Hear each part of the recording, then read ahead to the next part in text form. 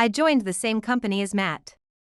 We started working on the same team on a project, which led to us dating. After 2 years of dating, we decided to get married. Matt wanted me to be a stay-at-home wife, so I quit my job and became a full-time homemaker. 3 years into our marriage, we were unable to have children.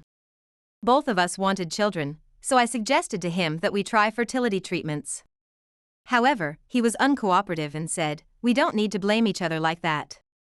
So we never went through with the treatments. Years later, I had several days of feeling ill.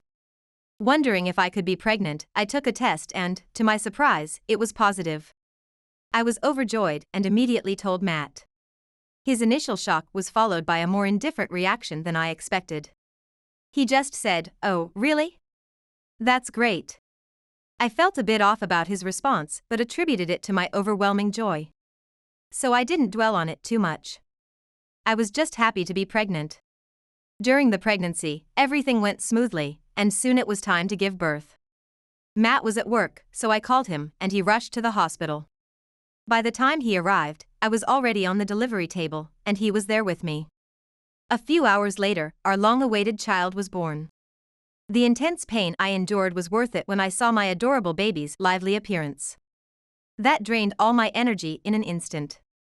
I was relieved that my child was born safely. As I relaxed, overwhelming fatigue hit me. I had been in labor for an entire day without a wink of sleep, and sleepiness quickly overtook me. As a nurse said she would clean the baby and took him away. I longed to fall asleep as soon as possible. After the birth, Matt didn't say anything to me.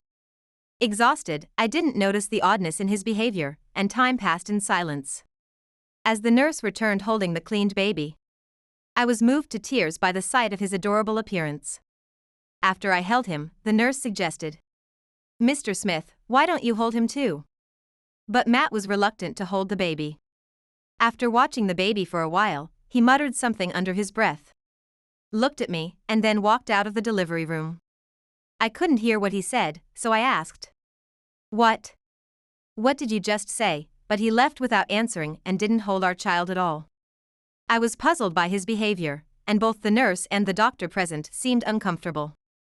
Confused and exhausted, I fell asleep and later woke up in my hospital room. The baby was in the nursery, and Matt was nowhere to be seen. The following day, according to the nurses, Matt had come to the nursery in the morning, but he never visited me. I was worried and tried contacting him. Although he read my messages, he never replied. I was shocked and stressed, which worsened my health and prolonged my hospital stay. I informed Matt of my discharge day, but he didn't come to pick me up. My mother accompanied me instead, consoling me. When we arrived home, I discovered that the locks had been changed and I couldn't enter. Shocked and confused, I returned to my parents' house with my mother. My father welcomed me warmly. After several attempts to contact him, Matt finally sent an email saying, "We need to discuss divorce. Meet at my parents' house this weekend." My parents were concerned and wanted to come with me. But I decided to go with my father, leaving our child with my mother. The word divorce in his message had shaken me deeply. I couldn't understand why he would suddenly push for a divorce, and what I had possibly done to deserve it. When we arrived at my in-laws' house, Matt and his parents were there. As soon as we sat down, my mother-in-law said, "It seems you cheated because our grandson doesn't resemble my son. We've done a DNA test and there's no escaping the truth now," and handed me a large envelope. That's when I realized Matt had suspected me of infidelity because our child didn't look like him. As I looked shocked, he smirked and said, "Looks like you're upset." I responded, "No, I'm just surprised because it's so sudden," and began to open the envelope I received. My mother-in-law proudly stated, "I didn't open the results because it would be problematic if you said it was tampered with." I spread out the documents on the desk. The top one stated that our child was indeed my husband's. He initially blurted out, "See, I told you it wasn't my child," without reading the contents thoroughly. But upon examining it, he shouted in disbelief, "What? This can't be. Why is it my child? It's supposed to be someone else's." My mother-in-law was at a loss for words. I was completely baffled by what Matt was thinking and why he had acted this way. She tried to calm him down. My father and I could only look on, puzzled and unable to comprehend what was happening. When Matt finally calmed down, I was able to ask him a question. Why did you suddenly do a DNA test? Did you think I was cheating? He replied. Well, the child didn't look like me at all. Besides, when I mentioned it after the birth, you turned pale. That made me suspicious. It's not possible to suddenly have a child after all these years of trying. It must have been someone else's child conceived during an affair. Apparently, Matt had been suspicious about the sudden pregnancy after years of infertility.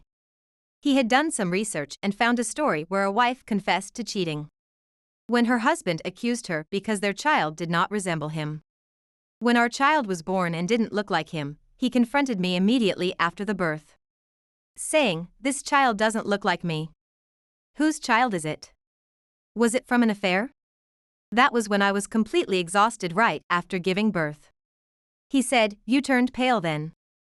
That must have been because it hit too close to home. Hearing this, I was dumbfounded. I explained, "No, I just asked, what, because I couldn't hear you. Plus, I hadn't slept at all because of the labor, and I was exhausted. That's why I was pale." Do you understand how difficult the birth was? I also had severe bleeding and was anemic. Of course, I would look pale under those circumstances. I also told him that our newborn might not have resembled him due to swelling, but now looked just like him as the swelling had gone down. I showed him recent photos of our child from my smartphone. My mother-in-law exclaimed, "Oh my! He really does look just like Matt," and brought out an old album showing photos of him as a child, which closely resembled our own child. My mother-in-law tried to brush off the situation, saying, "Oh, well, Matt came to me saying his wife must be cheating."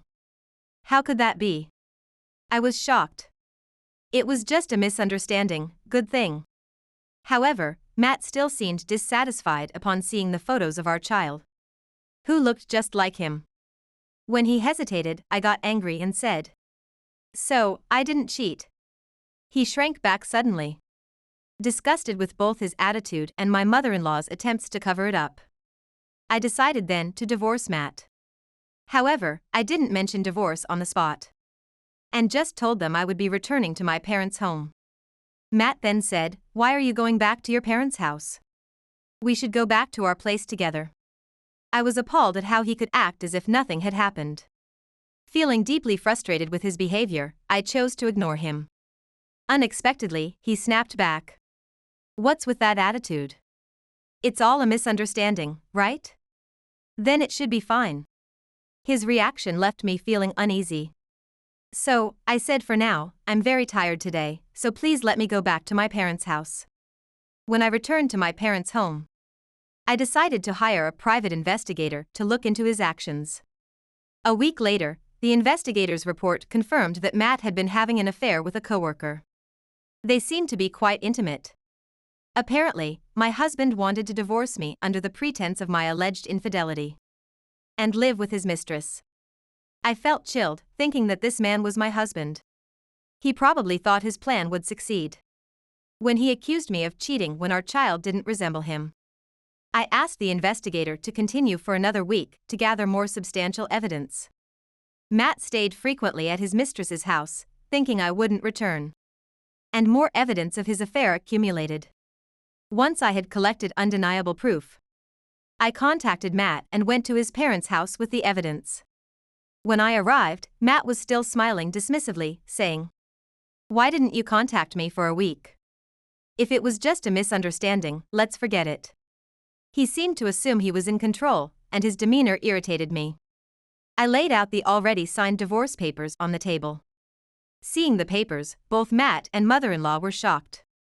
His frivolous attitude changed instantly, and he stammered, "No, wait. You didn't cheat, and it's my child, we don't need to divorce." I retorted, "After all your accusations, you think we can just go back?" He then started apologizing profusely, saying he was truly sorry and had been reflecting on his actions. My mother-in-law chimed in nonchalantly, "It was just a little misunderstanding, and the grandchild is the fruit of your love. Come on, just make up." I did not listen to their words and firmly stated, No. My decision will not change. Then, Matt retorted in anger. I've apologized, isn't that enough? After making me wait all this time, this is how you respond? Give me a break. I felt that I needed to take thorough action against him to feel satisfied. Seeing his behavior, my mother-in-law, perhaps realizing the gravity of the situation, became flustered and said, "Please reconsider the divorce for the sake of the grandchild." I apologize for the misunderstanding back then. I calmly replied, "I appreciate your concern, but I will still proceed with the divorce." My mother-in-law added, "Matt is really regretful. He's been complaining about how sorry he is." However, he just glared at me angrily. It was hard to believe that such an expression could come from someone who was remorseful. Matt asked, "What will you do after the divorce? You think you, a homemaker without income, can support the child on your own?" I countered. "Why are you so against the divorce? Because you don't want to pay child support?" He blushed and exclaimed, "No way.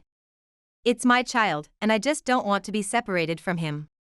I decided to confront the issue head-on.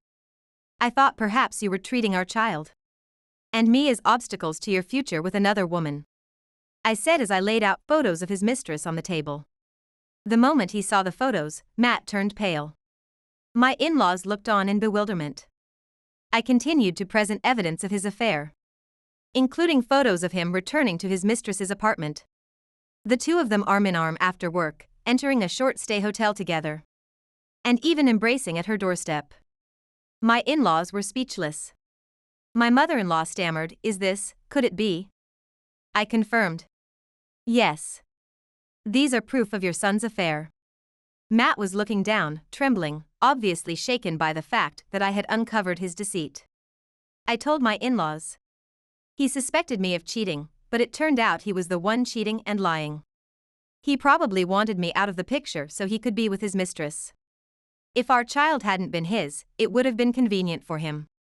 That's why he was so adamant about divorce. But in truth, I was completely innocent, and the child was indeed his. He panicked because even if he left me for her, he would still have to pay child support. I cannot raise a child with such a person. Matt's face grew even paler, if that was possible. I turned to him again and said, "We can't go on like this. Please sign the divorce papers." But he continued to ignore me. Despite all the evidence, he refused to admit anything, which left me utterly dismayed. How could I have married such a person? It was regrettable. In an attempt to calm the situation, my mother-in-law said, "It was just a little fling. He's regretful. Can't you overlook this incident for the sake of the grandchild? Both parents together would surely be better for him. I'll have a stern talk with my son, okay?" Just as I was about to express my anger towards her, a loud voice from my father-in-law filled the house. "Enough." Normally quiet, my father-in-law's sudden outburst shocked not only me, but also my mother-in-law and Matt. He then addressed him, "What kind of man are you? To think such a person is my son makes me feel ashamed. You hurt your wife with baseless lies, dragging us into this, and on top of that, you were the one having an affair. I am utterly embarrassed. I disown you as of today." He then reprimanded my mother-in-law.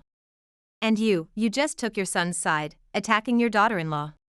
Once you realized our son was in the wrong, you quickly changed your stance and asked for forgiveness, which is presumptuous." Both my mother-in-law and Matt cowered under his anger. Then, my father-in-law turned to me and deeply apologized. I hurriedly said, "Please, stop. Raise your head." But he replied, "I share responsibility as well. I deeply apologize for all the disrespect you have endured. I will make sure my son understands and that you proceed with the divorce. As for the grandchild, I will do everything I can to support you both and ensure you do not suffer. I am truly sorry." He apologized again from the bottom of his heart. While Matt and mother-in-law were still in a state of shock, my father-in-law commanded them, "You too, apologize sincerely." Reluctantly, my husband apologized, and mother-in-law did as well. Still stunned, escorted by my father-in-law, I left the house. Afterward, I hired a lawyer, and the divorce was finalized through legal channels. I decided to receive alimony and child support from Matt. when I shared the ordeal with my former colleagues, who still worked at the same company. They were outraged, and the news quickly spread. The mistress was from a company associated with Matt's workplace. She also saw her company relationships deteriorate, leading to suspended dealings. Matt was transferred to a regional office as a consequence, with his salary cut to 2/3. The mistress, not seriously involved with him, dumped him after everything came to light. Thanks to a recommendation from a former colleague, I found a new job. I live with my child at my parents' home, where I receive great support, and we lead a fulfilling life. My father-in-law occasionally contacts me to offer his support. My ex-husband, disowned and unsupported by his parents, struggles daily with the payments of alimony and child support.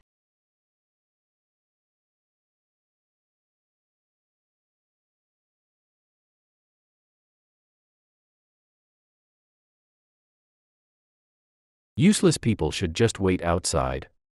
A business deal worth billions of dollars was at stake. As we arrived at the client's office and were about to enter the meeting room, my boss suddenly said this. Leaving me in the hallway with a bewildered expression.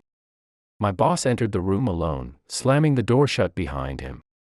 Just as I stood there, my hand halfway reaching for the doorknob, the CEO of the overseas headquarters, our negotiation partner, appeared before me. He forcefully opened the door, grabbed my arm, and pulled me into the room. Both my boss and the other person present were shocked. Their mouths opening and closing as if they wanted to say something, but no words came out. "What are you doing here?" When my boss finally spoke, his voice was hoarse.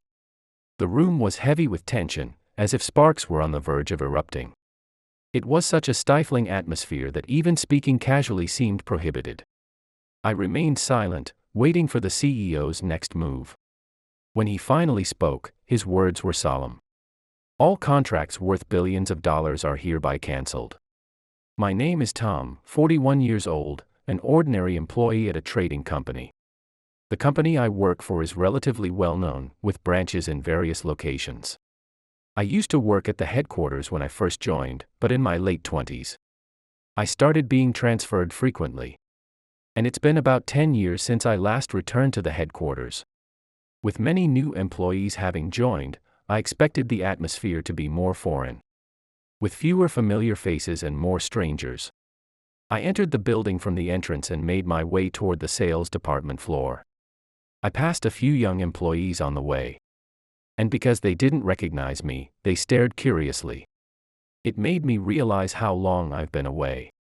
When I finally reached my destination, I took a deep breath and greeted the sales department employees, who were already at their desks, focused on their computer screens. "Good morning." Everyone present turned to look at me all at once. There wasn't a single familiar face among them. And the strange looks they gave me filled me with an indescribable loneliness. No, I thought to myself, shaking my head slightly, trying to avoid drawing more suspicious looks from the other employees. I need to stay strong. I haven't done anything wrong. I'm just greeting my colleagues in the department I'll be working with from now on. They're just staring because they don't recognize me. I'm sure I'll get used to it over time. I lifted my head up a little after those thoughts. "Are you Tom who's coming back to the head office today?" A clear voice called out. When I looked up, I saw a female employee approaching, the sound of her heels clicking as she walked. She was younger than me, with long brown hair tied back, sharp, raised eyebrows, and a confident expression. "I'm Emily Johnson, the department head. Looking forward to working with you." I greeted her as I replied, "I look forward to working with you as well." A small laugh escaped her, and I nervously raised my head. Emily was covering her mouth with her hand, staring at me with cold eyes. There was clear contempt in those eyes. "What's going on? Is something wrong?" I tilted my head and asked, to which she responded with a smirk. "No. I just thought, what a boring old man has arrived. You look so absent-minded." I couldn't help but worry. I never imagined she'd say something like that, and all I could do was stand there, stunned, my mouth hanging open. I didn't know Emily's exact age, but she was clearly younger than me. I don't believe that older people are automatically more important. But her way of speaking struck me as odd. Even if she is my boss, why would she be so rude to someone she's just met? What makes you think that way? Snapping back to reality, I asked her directly, looking straight into her eyes. She snorted again. Though it had only been a few minutes since we'd met. I felt like I was starting to understand her a little. She has a habit of looking down on people, and she often snorts when mocking someone. Just as I was processing this, she burst out laughing. "Oh, what an obvious question," she sneered, continuing to speak in a sarcastic tone. "I mean, weren't you being demoted all the time before you came back to the headquarters? I heard you moved from one small office to another. There's no way someone like that could be competent. You're obviously useless." Her words left me stunned once again. Emily seemed to be under some sort of misconception.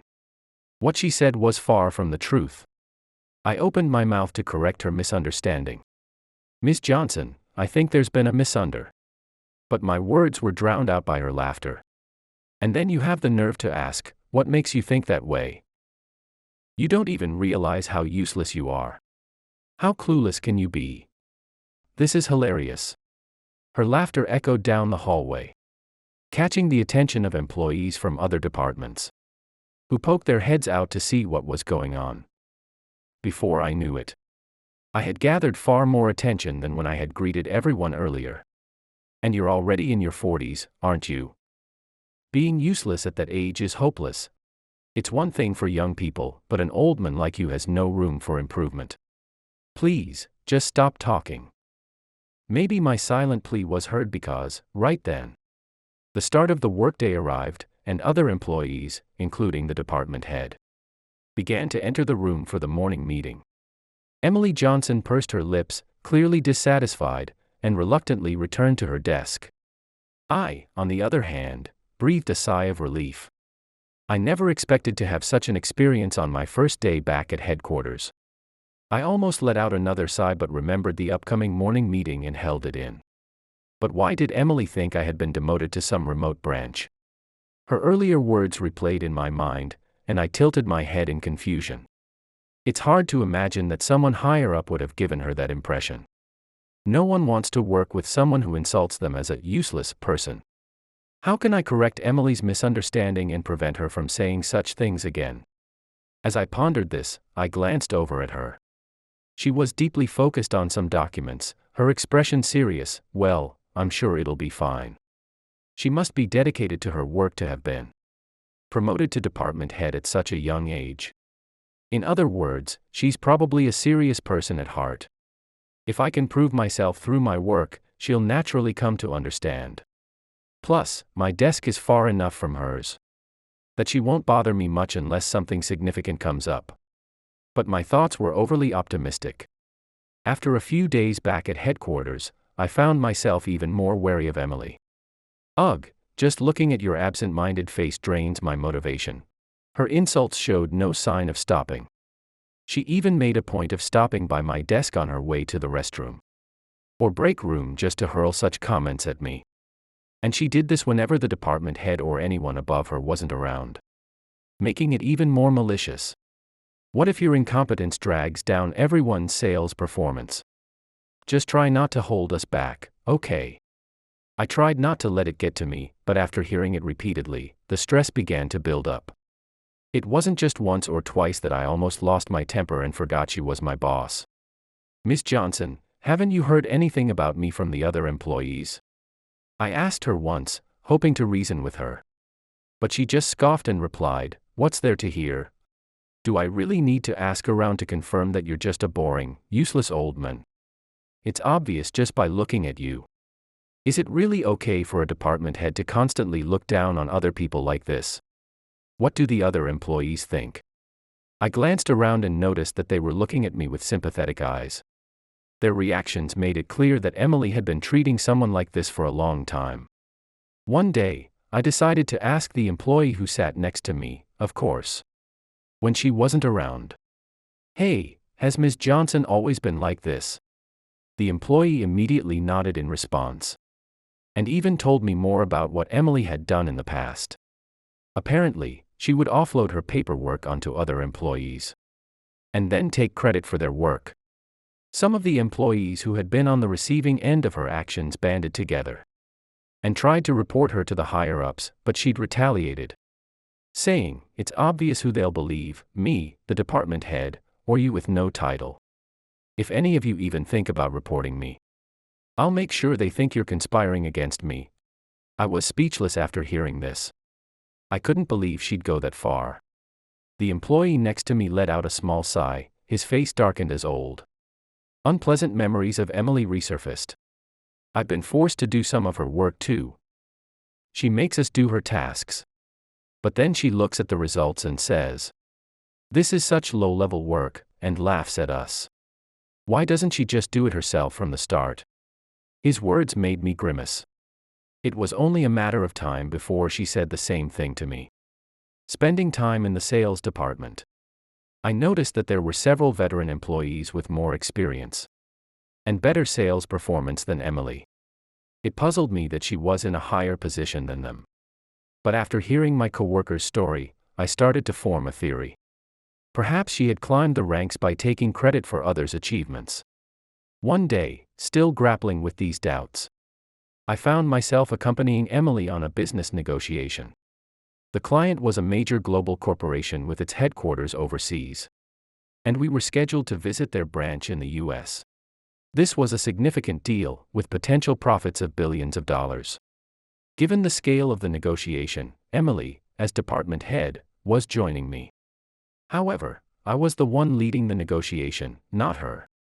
The department head had specifically asked me to take charge of the presentation. Yet, on the way to the client's office, Emily said, "Just keep quiet during the meeting. You probably can't handle the presentation anyway." I had spent a lot of time preparing the materials and practicing the presentation for this negotiation, and her comment felt like a dismissal of all my efforts. I bit my lower lip in frustration. This time, I couldn't just stay silent. I decided to speak up. "I can't do that. The department head has asked me to lead this negotiation." But before I could finish, Emily's face twisted in anger, and she shrieked at me. "What? You useless idiot, you're going to defy me. Do you think you can get away with that?" I had never seen that look on her face before. I'd seen her sneering, condescending smile countless times. But this was the first time I'd seen such anger and hatred simmering beneath the surface. Her transformation left me stunned. She probably thought that my silence meant I was going to comply. Slowly, Emily Johnson's expression returned to its usual state. Well, in truth, it wasn't that I didn't say anything, but rather that I couldn't. Anyway, just don't do anything. Honestly, I could have handled this negotiation on my own. "Well, Ms. Johnson." I tried to interrupt, but Emily shot me a sharp glare, leaving no room for argument. Before I knew it, we had arrived at the office of the company we were negotiating with. After checking in, we were guided to the meeting room. Just as I reached for the door, Emily stopped me with a gesture and forcefully pushed me back. Is something wrong?" I asked in a flustered tone. But her lips twisted into a mocking grin. "After all, someone as useless as you doesn't even deserve to be in the room for this negotiation. Useless people should wait outside." "Excuse me." I was taken aback when Emily walked into the meeting room alone and slammed the door behind her. I was left standing there, my arm half extended, my eyes wide, and my mouth agape. To anyone passing by, I must have looked utterly ridiculous. How did it come to this? Why do I have to endure this? My mind swirled with questions, but my body wouldn't move, as if bound by invisible chains. What broke those chains was a familiar voice. "Tom, what are you doing here?" I snapped out of my daze and quickly turned toward the voice. Standing there was Jason, an old colleague of mine back in the US, giving me a puzzled look. His presence made me relax, and I felt the tension drain from my body. My tightly pursed lips slowly easing up. Even the posture I usually kept straightened at work began to sag. "Well, you see, my boss told me to wait outside during the negotiation. I quickly explained the situation to Jason, leaving out the part where I was called useless. As the story unfolded, Jason began to frown more and more, clearly growing angrier by the second. And that's what happened, I concluded. Jason crossed his arms, nodded slowly, and muttered a low, "All right." Then, with a sly grin, he looked at me. "Let's just go in together." Without waiting for my response, he grabbed my arm, pulled me along, and forcefully opened the door to the meeting room. Both Emily and the client's representative looked utterly shocked, their mouths opening and closing as if trying to find the words but failing to speak. "What are you doing here?" Emily's voice, addressing Jason, not me, was hoarse with disbelief. She didn't seem to care that I had entered the room. Her eyes were fixed on Jason, who met her gaze with a steely stare. The tension in the room was palpable, almost as if sparks were flying. It was an atmosphere where speaking out of turn seemed forbidden. I remained silent, waiting for Jason's next move. His face was unreadable, devoid of the mischievous smile he had shown earlier. How much time passed? Probably only about 3 minutes, though it felt like hours. Finally, Jason moved. He spoke, his voice solemn. "The billion-dollar contract is cancelled." Jason was actually more than just an old colleague of mine. He was the CEO of the overseas headquarters of the company we were negotiating with. His sudden appearance had stunned Emily, because she never expected the CEO himself to show up at the negotiation. Emily, who had been told the contract was cancelled, stood frozen, forgetting even to blink. It was as if the words "loading" were floating above her head, like a computer struggling to process information. I idly thought how she must look just as ridiculous now as I had earlier, standing stiffly in front of the door. Emily seemed to have forgotten to breathe, too, as I heard a sharp intake of breath before she stumbled toward Jason. Her face flushed, either from lack of oxygen or sheer panic at the sudden turn of events. "Please, wait. Why? Why would you cancel the contract all of a sudden?" Jason raised an eyebrow slightly at her words. "Why? Do you understand the serious error you've committed?" Emily could only tilt her head in confusion at the question. She wandered her gaze around, trying to think. But no reason came to mind, so she remained silent. Jason let out a deep sigh and finally spoke. "It's because you left Tom standing outside and didn't let him participate in the negotiation. Weren't you told that he was supposed to take the lead?" "How do you know that?"